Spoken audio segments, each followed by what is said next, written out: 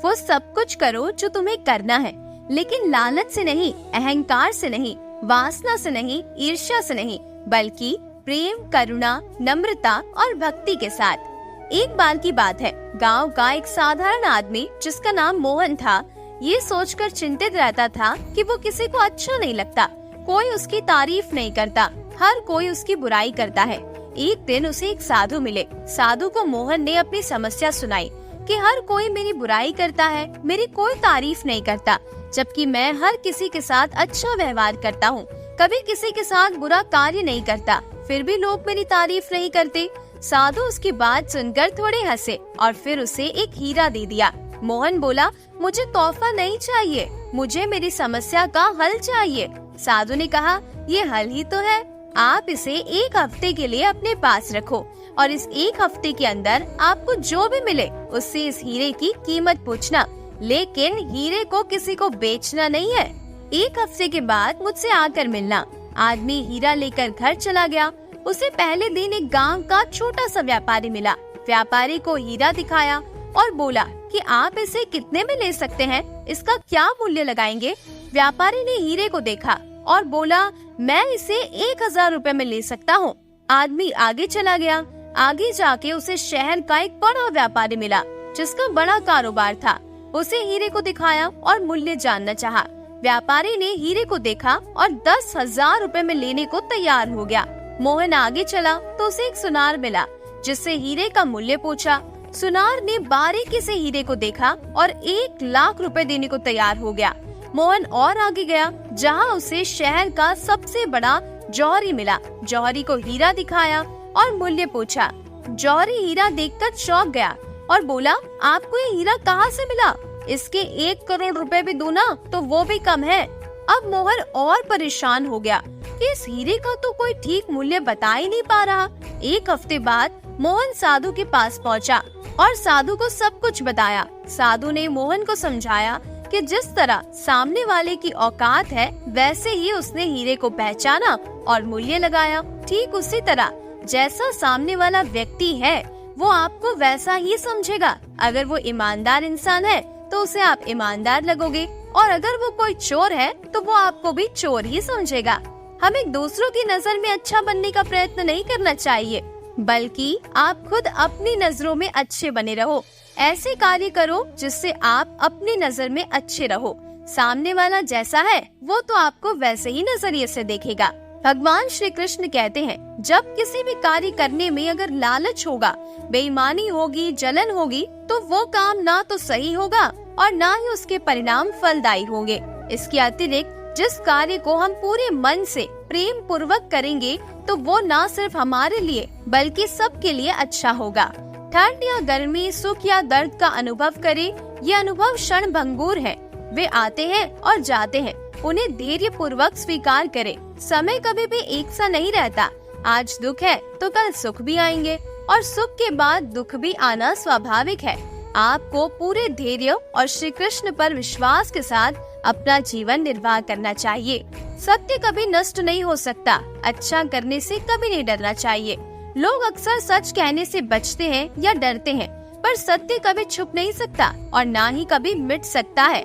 कितना भी छुपा ले पर सत्य तो उजागर हो ही जाएगा। इसीलिए जो बात सत्य पर आधारित हो उसे करने, उसे कहने या मानने से कभी भी पीछे नहीं हटना चाहिए और कभी भी डरना नहीं चाहिए। इस शरीर का मोह मत करो, ये तो माटी है, माटी में ही मिल जाएगा। अमर तो आत्मा है जो परमात्मा में मिल जाएगी। लोग अपने शरीर को सुंदर बनाने में लगे रहते हैं, पर आत्मा की सुंदरता शरीर की सुंदरता से कहीं ज्यादा महत्वपूर्ण होती है। शरीर तो नश्वर है, मिट्टी ही तो है, तो मिट्टी में ही मिल जाता है, पर आत्मा अमर है। इसीलिए हर इंसान को अपनी आत्मा की सुंदरता पर ध्यान देना चाहिए। जो होता है अच्छे के लिए होता है। कभी कभी विपरीत परिस्थितियाँ हमारी वर्तमान स्थिति को अच्छा करने के लिए ही आती है। इसे संयमित करना कठिन है, लेकिन ये अभ्यास से वश में हो जाता है। मन चंचल होता है, ये इधर उधर भागता रहता है और किसी भी कार्य की एकाग्रता का दुश्मन बन जाता है। लेकिन यदि वो व्यक्ति अपने मन को वश में कर ले तो इससे अच्छा कोई मित्र नहीं है।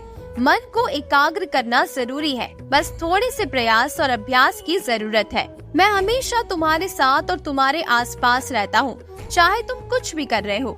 जब भी आप कोई बुरा कार्य करते हो या अच्छा कार्य करते हो, आपको लगता है कि कोई नहीं देख रहा, तो यहाँ श्री कृष्ण कहते हैं कि तुम जो कुछ भी कर रहे हो, मेरी दृष्टि सदैव तुम पर है। इसीलिए आप ये मत समझे कि आप अकेले हैं, आपके साथ श्री कृष्ण सदैव है। जो कुछ हुआ अच्छे के लिए हुआ, जो हो रहा है अच्छे के लिए हो रहा है, जो होगा वो भी अच्छे के लिए ही होगा। तो सकारात्मक रहो और अपना कर्म करते रहो। आप वही हैं जिसमें आप विश्वास करते हैं। आप वो बन जाते हैं जो आप मानते हैं कि आप बन सकते हैं। हमारी सफलता और असफलता इस बात पर निर्भर करती है कि हम खुद पर कितना विश्वास करते हैं। व्यक्ति जो चाहे बन सकता है, यदि पूरे विश्वास के साथ अपने लक्ष्य पर लगातार चलता रहे। जिस इंसान के चारों तरफ नकारात्मक लोग रहते हैं, उस इंसान का मंजिल से भटक जाना तय है। कहते हैं मन के हारे हार है और मन के जीते जीत। जिस प्रकार सकारात्मक विचारों से सफलता मिलती है, उसी प्रकार नकारात्मक विचार असफलता के मार्ग की ओर अग्रसर करते हैं। क्योंकि जैसा हम सोचते हैं वैसे ही हम बनते चले जाते हैं और अपने विचारों के माध्यम से ही हमें नकारात्मक और सकारात्मक परिणाम मिलते हैं। समय हमेशा चलता रहता है, कभी नहीं रुकता।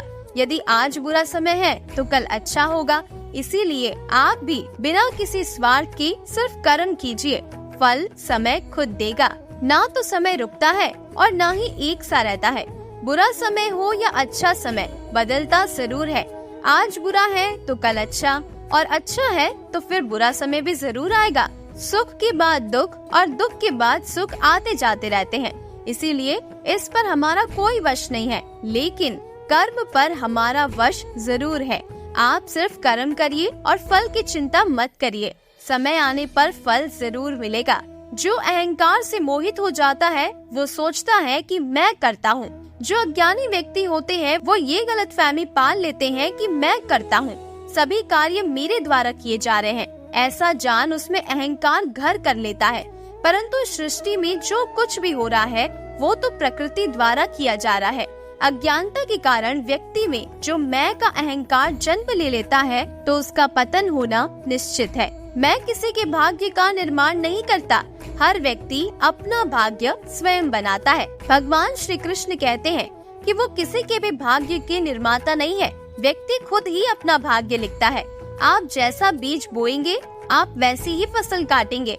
आप जैसा कर्म करेंगे, आपको वैसे ही परिणाम मिलेंगे। यदि विद्यार्थी मन लगाकर पढ़ाई करेंगे तो परीक्षा में सफल होंगे।